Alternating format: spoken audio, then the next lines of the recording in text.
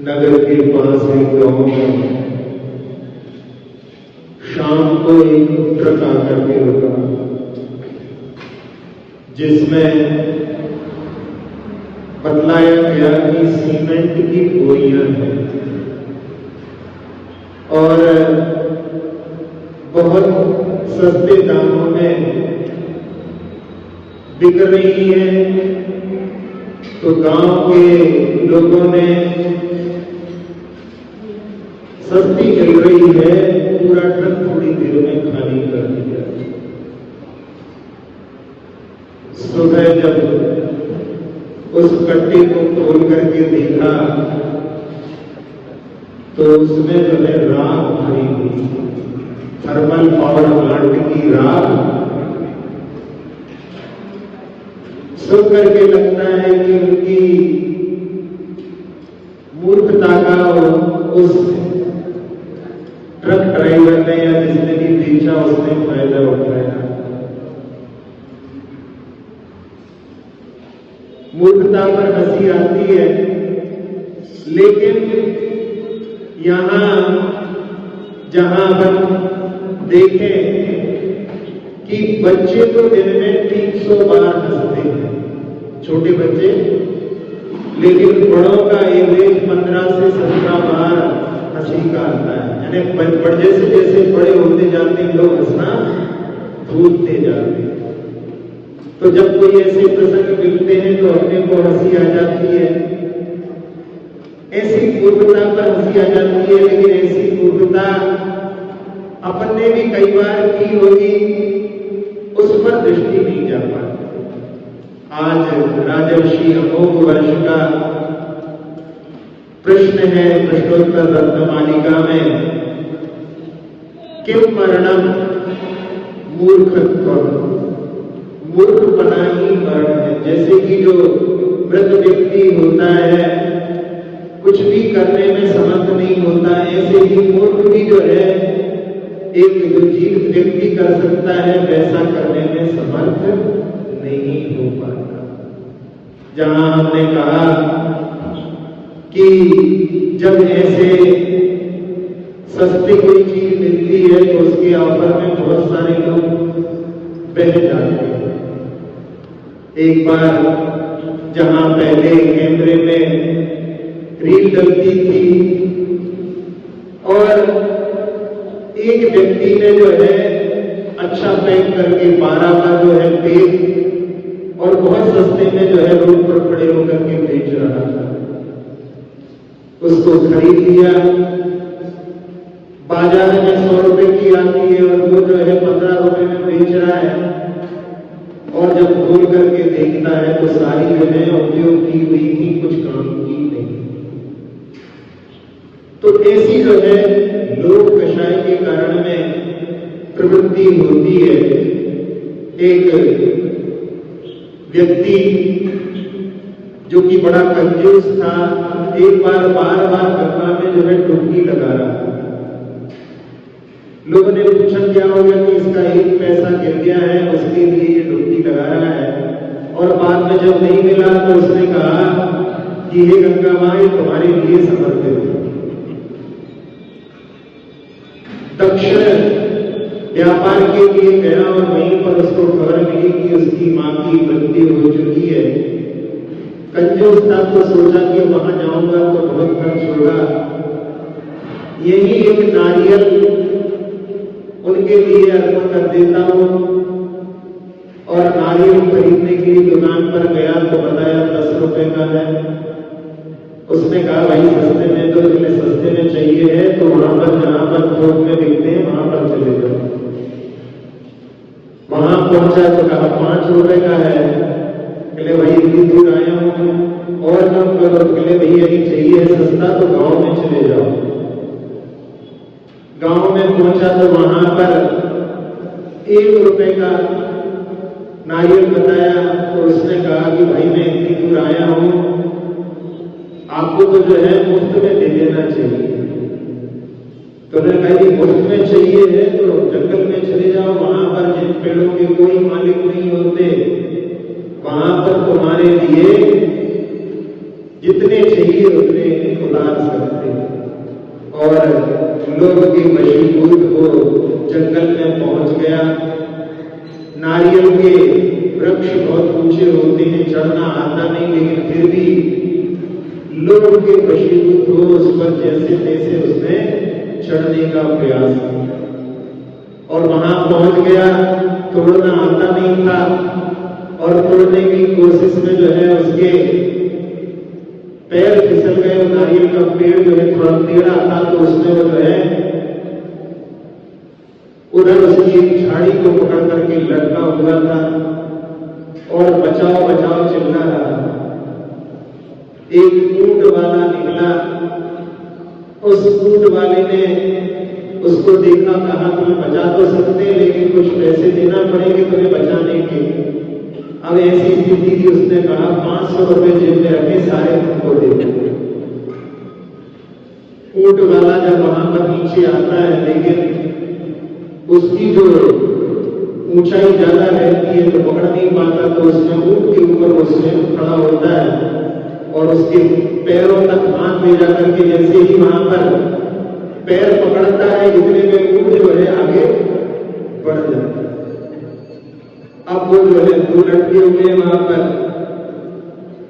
इतने में ही एक हाथी वाला निकलता है और हाथी वाला भी इसी प्रकार से कहता है कि बचाने के, तो ऊपर वाला कहता है 500, बीच वाला कहता है, नीचे वाला कहता है 1000 हम देंगे। उसने सोचा चलो अच्छा है, और ऐसी स्थिति हुई कि वो हाथी भी आगे बढ़ गया। अब जो है तीनों लटके हुए हैं और उधर जो कंजूस था वो सोचता है कि अब ऐसी स्थिति बन रही है और मेरे हाथ छूटने वाले हैं, तो नीचे वाले दोनों कहते भैया हाथ मत छोड़ना, नहीं तो जो है नीचे गिरेंगे और सारे जो है घायल हो जाएंगे। तो वो कहता है कि अब मुझे जो है हाथ यदि आप पकड़े रहो, मैं ऐसा चाहते हो तो अब तुम लोग जो है मुझे पैसे दो। तो उस समय में नीचे वाले ने 1000 बोले थे और हाथी वाले ने भी कहा कि हम भी 500 दे देंगे। और वो वहां पर सोचता है कि चलो आज तो बहुत अच्छा होगा, 1500 का फायदा हो रहा है, बड़ा खुश हो गया। और उसी बीच में जो है उसके हाथ छूटे, तीनों के तीनों जो है गिर करके घायल ऐसे हो गए कि फिर कभी उठ नहीं पाए। लेकिन यहाँ मूर्खता की बात चल रही है, तो लोग कसाई के कारण में ऐसी प्रगति होती है। लगता है कि अपने को केवल कथानक में होता है, ऐसा नहीं। आजकल ऐसे बहुत सारे मैसेज मोबाइल पर भी आते हैं कि घर बैठ करके पैसा कमाओ। लेकिन क्या करना पड़ेगा कि इस वीडियो को लाइक करना है और आपको कुछ इन्वेस्ट करना पड़ेगा। आप यदि 1000 इन्वेस्ट करोगे तो आपको 1500 मिलेगा। व्यक्ति जो है सोचता है कि 1000 में क्या दिक्कत है, 1000 लगाता है और अगले दिन उसको जो 1500 मिल जाते हैं तो सोचता है कि अच्छा है। फिर 2000, 3000 ऐसे बढ़ाते बढ़ाते जब लाख लगाता है तो अगले दिन जो है उसका अकाउंट को ब्लॉक कर दिया जाता है। पहले जो ठंडी हवा की तरह आया था और बाद में तूफान की तरह सब कुछ अपने साथ में लेता है। तो ऐसी मूर्खता बेवकूफी करते हैं जो बाद में किसी को बता भी नहीं पाते कि हमने ऐसी बेवकूफी। तो ऐसी जो है स्थितियां बनती हैं जहां जिनागम का अपना अध्ययन करते हैं, जहां अध्ययन करते समय एक शब्दाचार होता है, शब्दों का सही उच्चारण, एक अर्थाचार होता है। कई बार जो है शब्दाचार तो बहुत अच्छा कर लेते हैं लेकिन अर्थाचार पर दृष्टि नहीं है। लकीर के फकीर बन गए तो उसके माध्यम से भी प्रासंगिक अर्थ निकाल नहीं पाते। एक पंडित के पास में एक लड़का अध्ययन करता था, उसकी स्मृति बहुत अच्छी थी। गुरु जी भी कहते थे कि अंतस्थ विद्या होती है, कंठस्थ विद्या होती है, अंतस्थ धन होता है। और उसने बहुत सारे श्लोक याद कर लिए। गुरु जी ने सोचा बहुत ही योग्य है, अपनी बेटी का विवाह उसके साथ कर दिया। अब बेटी का जब विवाह हुआ और थोड़े दिन व्यतीत हुए, उसने एक दिन जो है अपनी पत्नी को पानी भर करके ला रही थी, बहुत पानी से भीगी हुई, बहुत सुंदर उसको दिखाई दे रही थी, और उसको एक श्लोकांश याद आया कि रूपवती भार्या शत्रु, जो रूपवती पत्नी होती है वो शत्रु होती है। अब उसने किस प्रसंग में लिखा है कोई आगे पीछे का मालूम नहीं, और उसने सोचा कि यदि ये रूपवती नहीं रहेगी तो फिर मेरी जो है मित्र रहेगी, तो वैसे शत्रु रहेगी, तो इसके रूप को जो है खंडित करना चाहिए। और सोते समय में उसके बाल काटने के लिए कैंची लेकर के पहुंच गया। थोड़े से बाल कट दिए थे, उसकी नींद खुल गई और वो चिल्लाई। जब पंडित जी को पता पड़ा तो उन्होंने कहा, अरे भैया ये तो जो है अक्षर भट्ट है, ये जो है हमारे दामाद के योग्य नहीं है, उसको घर से निकालो। अब घर से जा रहा था, कुछ कलेवा अपने साथ में पाथे लेकर के चला, और कहां जाऊं ये मन में सोच रहा था। फिर उसको एक श्लोकांश याद आया, महाजनो नील गदा सा पंथा, जिस पर महान पुरुष चलते हैं वो पथ होता है, उस पर हमको चलना चाहिए। अब वो सोचता है, उसी समय में एक अर्थी निकल रही होती है और उसमें बहुत सारे शहर के धनाढ्य लोग सब जा रहे होते हैं, तो वो सोचता है यही पथ है, अपने को इस पर चलना है, और उनका पीछा पकड़ करके शमशान पहुंच गया। वहां की सारी प्रक्रिया देखता रहा। अब वो सब लोग अपना कार्य करके अपने अपने घर चले गए। ये वहां पर बैठा हुआ था, सोचता है क्या करूं। इसी समय में उसको भूख लगी, तो उस समय में उसने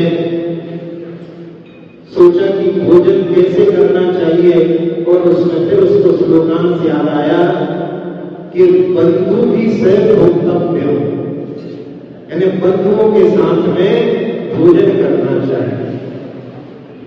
तो बंधु कौन, तो फिर उसको श्लोकांश याद आया कि राजद्वारे शमशाने च यत्तिष्ठति स बांधवा, जो कचहरी में शमशान में साथ में रहता है वो बंधु होता है। तो उसने शमशान में नजर दौड़ाई और उसको एक तरफ जो है एक गधा चलता हुआ दिखाई दिया। तो उसने कहा ये बंधु है, और कहा है कि बंधुओं के साथ में भोजन करना चाहिए। तो उसको पकड़ करके कान पकड़ करके खींच लाया, और जो कलेवा लेकर के आया था आधा उसने खाया, आधा उसको खिलाया। अब उसके बाद जब पेट भर गया तो फिर सोचता है कि बंधु के लिए अपने को क्या करना चाहिए। तो फिर उसको श्लोकांश याद आया कि बंधु धर्मेण योजयेत्, बंधु को जो है धर्म के साथ में जोड़ना चाहिए, धर्म में लगाना चाहिए। अब वो सोचता है कि धर्म क्या होता है। फिर अपनी बुद्धि में जो कुछ रखा है उस पर नजर दौड़ाई, तो उसको समझ में आया कि धर्मस्य त्वरिता गति, धर्म जो होता है उसकी बड़ी तीव्र गति होती है। तो तीव्र गति होती है, उसने नजर दौड़ाई और उसमें जो है उसको एक ऊंट बड़ी तीव्र गति से भागता हुआ दिखा। तो उसने सोचा यही धर्म है, इसकी तीव्र गति है, यही धर्म है। अब इसके साथ में जो है बंधु को जोड़ना है, तो उसने उस ऊंट को पकड़ करके और जो गधा था उसकी रस्सी को जो है ऊंट की रस्सी के साथ में बांध दिया। अब वो जो है इतना ऊंचा उसका मुंह और उसकी रस्सी को बेचारा वहां पर लड़का चिल्ला रहा, और उसकी आवाज सुनकर के जो गधे का मालिक था वो वहां पर आया और उसने उसको देखा, पूछा क्या कर रहे हो। कहते ये धर्म के साथ में जो है मैं अपने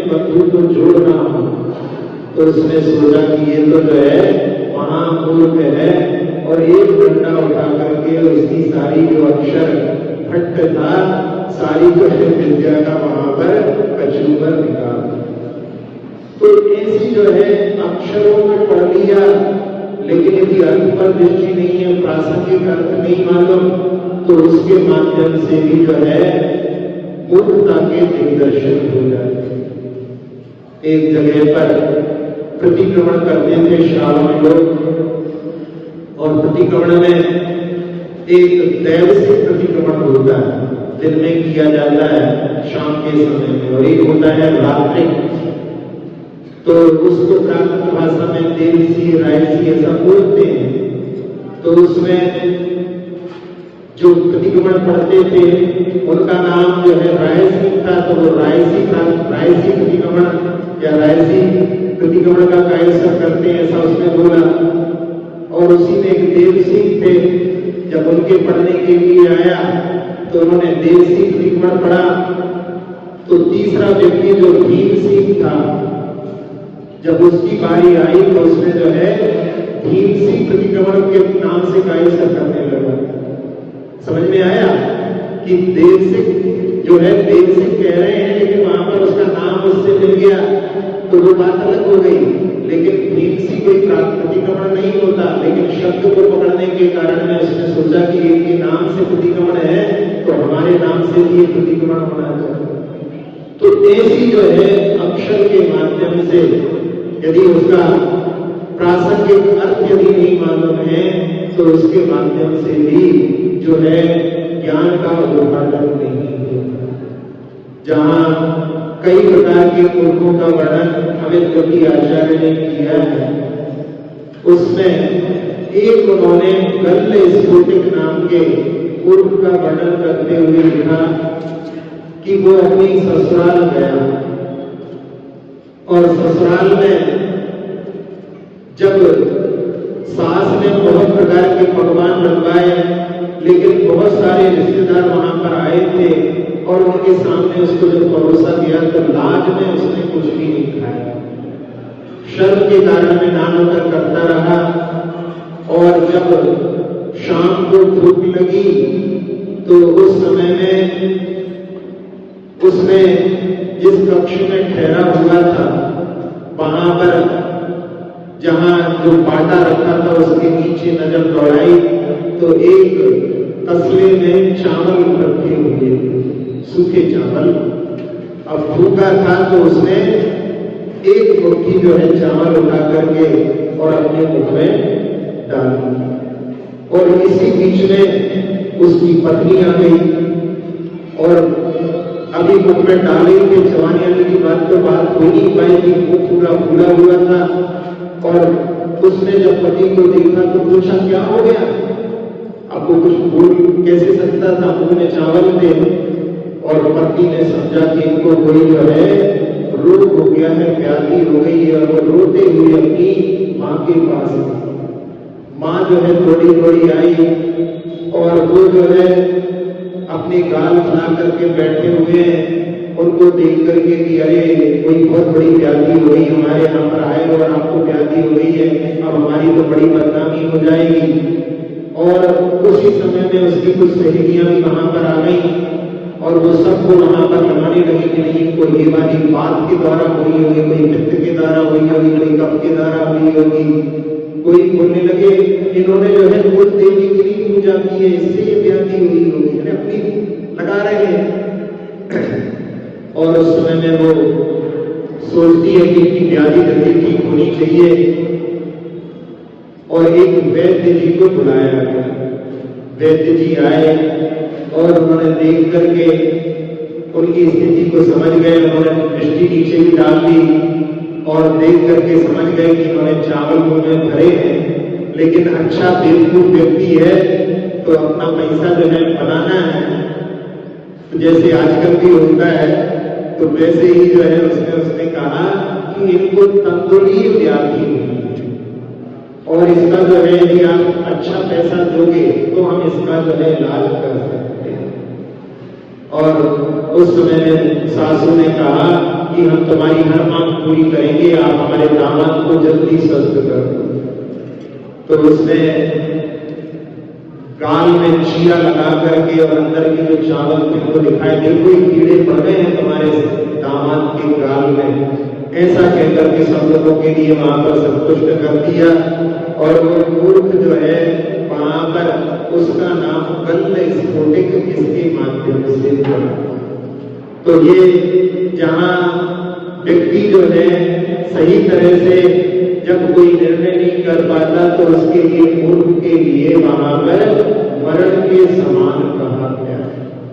जहां कभी कभी हास्य के प्रसंग होते हैं, वो हास्य भी किसी के ऊपर हंसा जाता है तो वो निंदनीय माना जाता है, लेकिन प्रसन्न रहना तो जो है बहुत स्वास्थ्य के लिए भी अच्छा होता है। गांधी जी कहते थे कि भले ही हम बिना भोजन के रह सकते हैं, लेकिन बिना हंसे बिना मुस्कुराए हुए हम नहीं रह सकते। तो जहां इस मूर्खता के प्रसंग के बारे में हम चर्चा कर रहे हैं, उसमें कभी कभी दूसरे को जो है मूर्ख बनाने के लिए जब कोई कुछ कहता है तो कई बार जो है लौट करके अपने ऊपर ही पड़ जाता है। जहां तत्वा सूत्र के तृतीय अध्याय में नरक की 7 पृथ्वियों के बारे में एक पंडित जी अर्थ बता रहे थे, और उसमें एक वृद्धा जो पढ़ी लिखी नहीं थी, उसको देख करके पंडित जी ने कहा कि जहां पर रत्नों जैसी प्रभा है वहां पर तुम जाना चाहोगी? तो वो कहने लगी कि अरे पंडित जी, ऐसी जगह पर हम जैसे अपढ़ बुद्धू लोग कहां पर जा सकते हैं, वहां पर तो आप जैसे जो है विद्वान पंडित लोग जाए। जब उन्होंने सुना तो उनके लिए वहां पर समझ में आई कि हम जब दूसरों की हंसी उड़ा रहे हैं तो उसके माध्यम से हमारी भी हंसी उड़ी।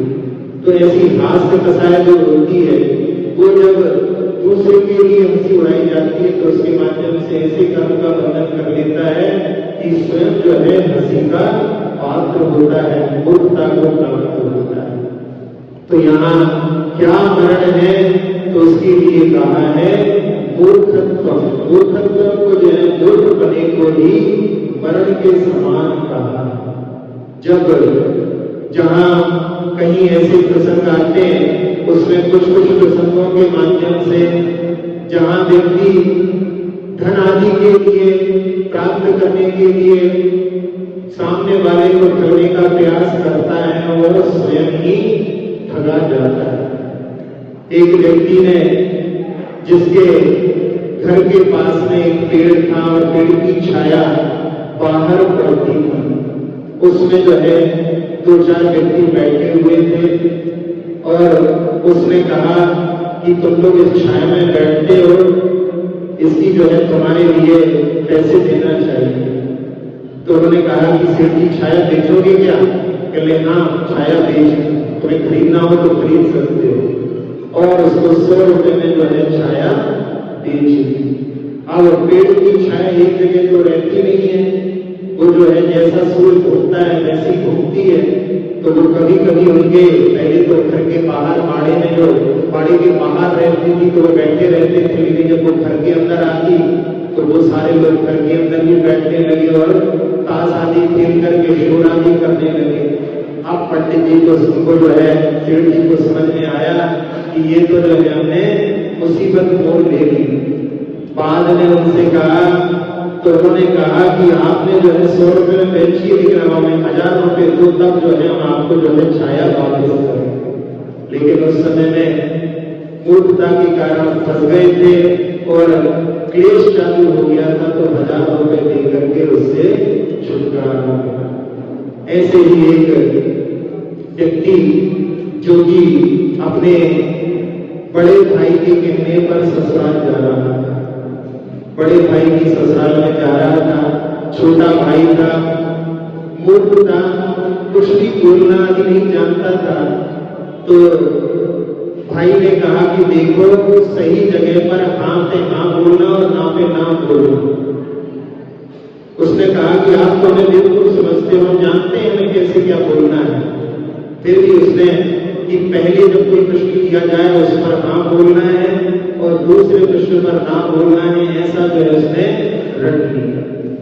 पहुंचा ससुराल में और ससुराल में जब पूछा गया कि सब तुम्हारे गांव में कुशल तो है, तो उसने कह दिया हाँ। तुम्हारे भाई कैसे हैं, उनकी तबीयत ठीक नहीं है क्या, वो क्यों नहीं आए? तो कहते ना, उनकी तबीयत ठीक नहीं है, समझ में आ गया। कहते उनकी तबीयत ठीक नहीं है, डॉक्टर को दिखाया था? कहते हाँ। तो अभी उनकी तबीयत ठीक नहीं हुई? कहते ना। कहते वो अभी इस दुनिया में है कि नहीं है? तो उसने जो है फिर से जो है वहां पर ना बोल दी। आपको जो है सब लोग जो है भैया इनके भाई मरण को प्राप्त हो गए, सारे लोग रोने लगे और उनकी जो वजन को सुनकर के वो जो है स्वयं भी जो है रोने लगा। अब रोने लगा तो कहने लगा कि आप भाभी को जो है हमारे साथ भेज दो। तो कहते अब जब भाभी विधवा हो गई है तो अब वहां पर जाकर के क्या करेंगी, अब तो यहीं पर रहेंगी। तो वो जो है वापस लौट गया। अब जाकर के अपने भाई से कहता है कि भाई भाभी को तो उन्होंने नहीं भेजा है। तो उन्होंने पूछा कि क्यों नहीं भेजा? कहते भाभी विधवा हो गई है इसलिए उनको नहीं भेजा। अरे कहते विधवा कैसे हो सकती है? तो कहते तुम जो क्या कोई दोष हो? जब नाना खत्म हुए थे तब उस समय में नानी विधवा हुई थी, जब कृपा जी खत्म हुए थे तब जो है जो बुआ विधवा हो गई थी। तो इस प्रकार से उनके जब विधवा होने पर तुम्हें कुछ नहीं हुआ या तुम्हारे जो कारण में उनकी विधवा होने में कोई रुकावट नहीं थी, तो भाभी की विधवा होने में तुम्हारे द्वारा क्या रुकावट हो सकती? तो वो जो है समझता नहीं, बेवकूफ है, तो वहां पर मूर्खता के कारण में इस प्रकार की बातें कह रहा है।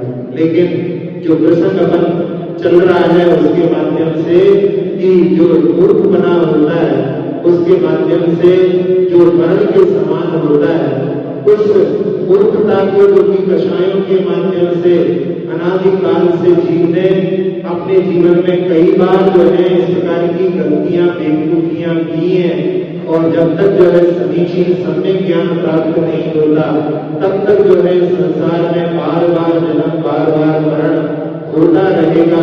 उन सबसे ऊपर उठने के लिए अपने को समीचीन ज्ञान प्राप्त हो, इस प्रकार की भावना के लिए आचार्य जिनसेन स्वामी के शिष्य जो राजर्षि अमोघवर से उन्होंने लिखा कि किम मरणम मूर्खत्व, जो मूर्खपना है वो मरण के समान है।